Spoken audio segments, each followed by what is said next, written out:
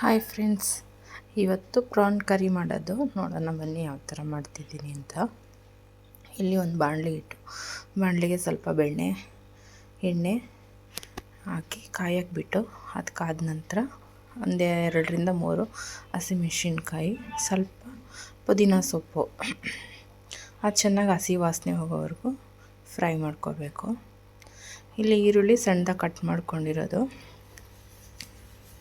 ಇದನ್ನು ನೀಟಾಗೆಲ್ಲ ಕೆಂಪು ಬಣ್ಣ ಬರೋವರೆಗೂ ಫ್ರೈ ಮಾಡ್ಕೊಬೇಕು. ಆಮೇಲೆ 1 ಟೊಮೆಟೊ ಕಟ್ ಮಾಡಿ ಹಾಕ್ಕೊಂಡಿರೋದು, ಇದು ಚೆನ್ನಾಗಿ ಹಸಿ ಸ್ಮೆಲ್ಲೆಲ್ಲ ಹೋದ್ಮೇಲೆ ಇದಕ್ಕೆ ಸ್ವಲ್ಪ ಕರಿಬೇವು ಸೇರಿಸ್ಕೋಬೇಕು.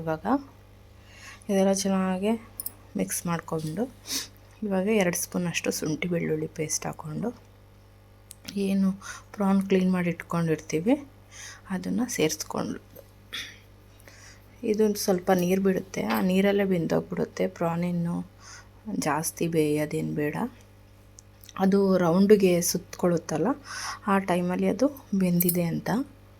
ಇವಾಗ ಅದನ್ನು ಸಪ್ರೇಟ್ ಮಾಡ್ಕೊಬೇಕು.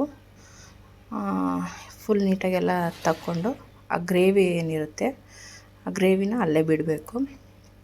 ಬರೀ ಪ್ರಾನ್ ಮಾತ್ರ ಎತ್ಕೊಬೇಕು. ಅದಕ್ಕೆ ಮೆಣಸಿನ್ಕಾಯಿ ಪುಡಿ 1 ಸ್ಪೂನು ಧನಿಯಾ ಪುಡಿ ಎಲ್ಲ ಹಾಕಿ ನೀಟಾಗಿ ಮಿಕ್ಸ್ ಮಾಡಿ ಇದಕ್ಕೆ ನಾವು ಕಾಯಿ ಹಾಲು ಮಾಡ್ಕೊಂಡಿರಬೇಕು.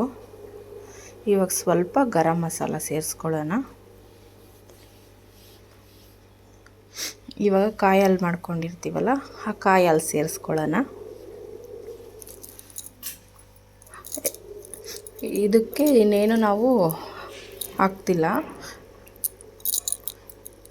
ಇದು ಲೈಟಾಗೇ ಇರುತ್ತೆ, ಗ್ರೇವಿ ಚೆನ್ನಾಗಿರುತ್ತೆ. ಇವಾಗ ಸ್ವಲ್ಪ ಕೊತ್ತಂಬರಿ ಪುದೀನ ಸೇರಿಸ್ಕೊಂಡು ಒಂದು ಸ್ವಲ್ಪ ಬೇಯಕ್ಕೆ ಬಿಡೋಣ. ಏನೋ ಆಲ್ಮೋಸ್ಟ್ ಆಗಿದೆ.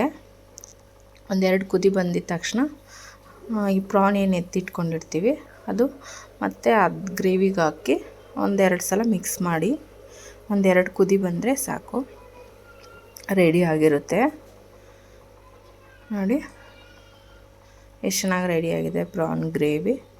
ಒಂದು ಸಲ ಟ್ರೈ ಮಾಡಿ, ಇಷ್ಟ ಆದರೆ ಲೈಕ್ ಮಾಡಿ, ಶೇರ್ ಮಾಡಿ, ಕಾಮೆಂಟ್ ಮಾಡಿ, ಪ್ಲೀಸ್ ಸಬ್ಸ್ಕ್ರೈಬ್ ಮಾಡಿ, ಸಪೋರ್ಟ್ ಮಾಡಿ. Thank you.